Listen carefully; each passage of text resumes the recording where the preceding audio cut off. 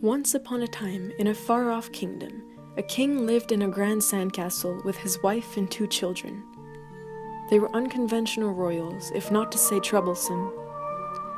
The king was unable to rule his land for he was too timid, and his wife, who had been the one to request that the palace be built entirely out of sand, was much too childish to take on such responsibilities.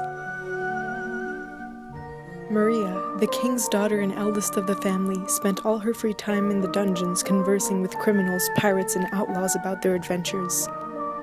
She was sick to death of royalty. This was no secret to the people of the kingdom, who put their faith in little Edward, who was not so little anymore, but never managed to catch up to his sister's age. However, at the sight of Prince Edward's clumsy posture as he sat on his colossal throne, his crown nearly falling over his eyes for it was 2 sizes too big for his head, they began to worry for the future of their home if a great ruler would not ascend. The location of the kingdom within time and space remains a mystery to me, but I may tell you that the days of the week had yet to be invented.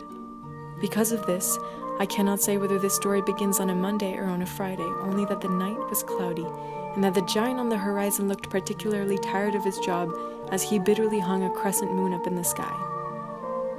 He evidently had no idea that it was the second to last time he would hang this particular moon, or that this would be a direct result of Prince Edward's idea to climb out his bedroom window and go out dancing in disguise that evening.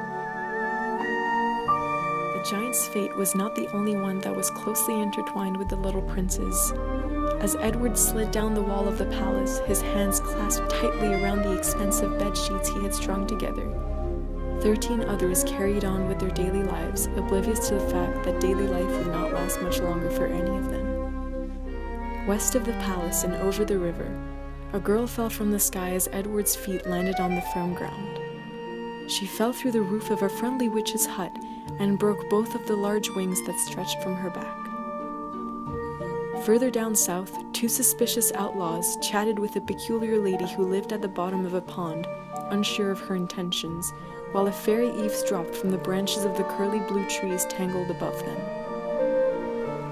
Deeper in the woods, a band of misfits and a troupe of stage performers danced around a campfire.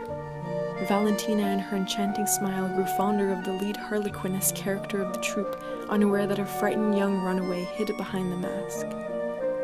Underground, a warlock gambled away his money, while a fortune-teller sipped her drink by his side, discussing the most obscure topics with a mad scientist. A pirate sat across from the warlock, winning the game despite his seemingly illogical strategy. At their right, the piano played an eccentric but charming song, without the assistance of his pianist that had fallen ill that night and had been unable to attend the party. The 13th person lay on a cold wooden floor, further away from Edward and his rash decisions than one could imagine. Yet when I stuck my ear to the ground, I thought I heard the sound of a piano playing slightly out of tune through the floorboards of my room.